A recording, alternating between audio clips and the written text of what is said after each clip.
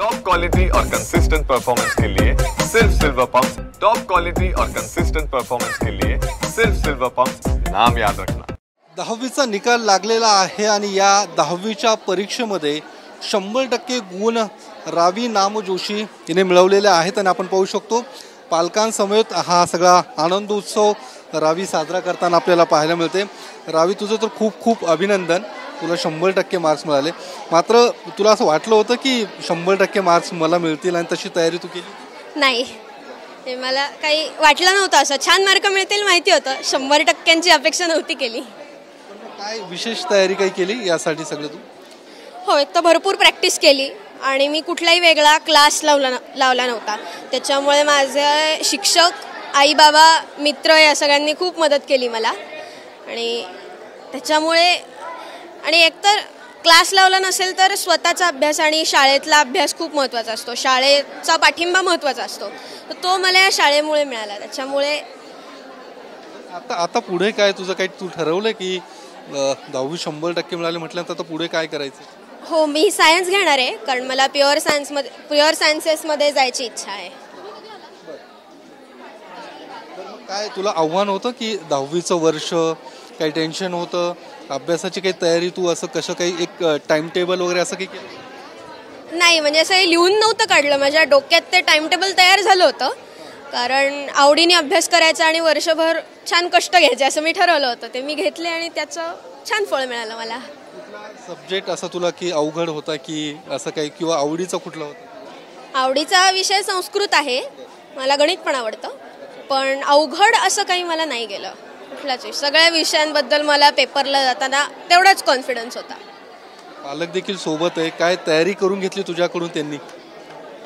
हो, घेतली, पण त्यांनी माझ्याकडनं एक तर काही अपेक्षा ठेवल्या नाहीत आणि असा चल आता बस इथे 3 तास अभ्यास करायचा, उठायचं नाही, असं काही त्यांनी केलं नाही। त्याच्यामुळे असा अभ्यास खूप छान झाला। जेव्हा मला अडलं तेव्हा त्यांनी खूप मदत केली। काय नेमकी तुमची प्रतिक्रिया? मुलीने ज्यावेळी 100% मार्क्स मिळाले, काय एक वेगळा आनंद? नाही, आनंद आहे। तिने वर्षभर मेहनत घेतली, तिच्या शिक्षकांचं कॉन्ट्रीब्युशन आहे त्याच्यामध्ये, तिच्या मित्रमैत्रिणींचं आहे, त्यामुळे तिच्या मेहनतीचं तिला फळ मिळालं, आम्हाला आनंद आहे। तुम्ही काही असं खास लक्ष दिलं किंवा खास तयारी करून घेतली? नाही, असं आम्ही लक्ष दिलंही नाही आणि लक्ष देऊ नये ह्या मताचंही आम्ही आहोत, कारण ही पुढची पिढी आहे, त्यांना व्यवस्थित कळतं अभ्यास करायचा, शाळेमध्ये व्यवस्थित अभ्यास होत असतो, त्यांचा एक ग्रुप असतो, मित्रमैत्रिणी असतात, ते एकमेकांना सपोर्ट करत असतात। त्याच्यामुळे असं काही फार लक्ष देऊन आणि असं काही मेहनत करून असं काही पैलवानकी करायचं विषय नसतो तो। त्याच्यामुळे तिचं तिने अभ्यास केला आणि तिचं फळ तिला मिळालं। आता रावीने काय करावं असं काही आहे तुमच्या डोक्यामध्ये की या ठिकाणी जावं किंवा तिने हे असं काही? नाही, असं काही आमच्या डोक्यामध्ये नाही आहे। तिला ज्या विषयाचा आनंद मिळेल, ज्या विषयाचा अभ्यास करायला आवडेल तो विषयाचा अभ्यास तिने करावा, ज्या क्षेत्रात तिला काम करावं असं वाटेल त्या क्षेत्रात तिने काम करावं, आनंदी राहावं आणि समाजाला आनंद मिळवून द्यावा, याच्या पलीकडे आमची काही अपेक्षा नाही। 10वीची परीक्षा जरी तिथे असली तरी म्हणतात की आईवडिलांची ही परीक्षा असते, तुमची काय परीक्षा होती याच्यामध्ये? नाही, परीक्षा म्हणजे तिला तिच्या सातत्याने अभ्यास करता यावा यासाठीचं वातावरण तिला घरी मिळत राहावं, एवढंच खरं तर पालकांचं काम आहे। ते आम्ही करत राहिलो, आम्ही दोघंही काम करतो, आम्ही आमचं काम कुठेही तिच्या याच्यासाठी बंद केलं नाही, त्यामुळे अतिशय नॉर्मल असं वातावरण अख्खं वर्ष आमच्या घरात होतं।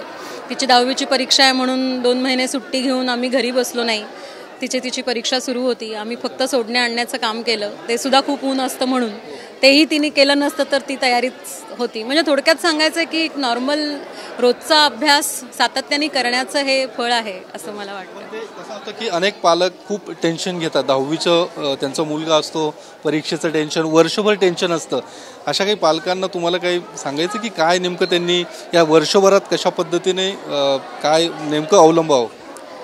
नाही, आम्ही काही इतके मोठे नाही की कुणाला सल्ला द्यावा, फक्त पालक म्हणून आम्ही जी पथ्य पाळली ती एवढीच। मी मगाशी म्हणलं तसं की त्याचा आपण बाऊ नाही केला तर मुलंही बाऊ करत नाहीत आणि या पिढीला त्यांचं ध्येय काय असायला हवं याची खूप पुरेपूर जाण आहे, त्यामुळे ते त्यांचं ध्येय ठरवतात। एकदा त्यांनी ध्येय ठरवलंय म्हटल्यानंतर ते ध्येय साध्य करण्याची जबाबदारी त्यांच्याचवरती येते। पालक उगीच ती जबाबदारी स्वतःवर घेऊन कारण नसताना ताणात जातात आणि तो ताण मुलांवरही देतात, त्याची गरज नाही। आणि हे आम्ही 10वीच्या पूर्ण वर्षात आम्ही हे अगदी आवर्जून पाळलं ते त्याचं हे फळ आहे असं आम्हाला आत्ता वाटतंय. पुन्हा एकदा अभिनंदन रावी तुझं. कॅमेरामन तुषार ननावरेसह मी योगेश बोरसे, TV9 मराठी, पुणे.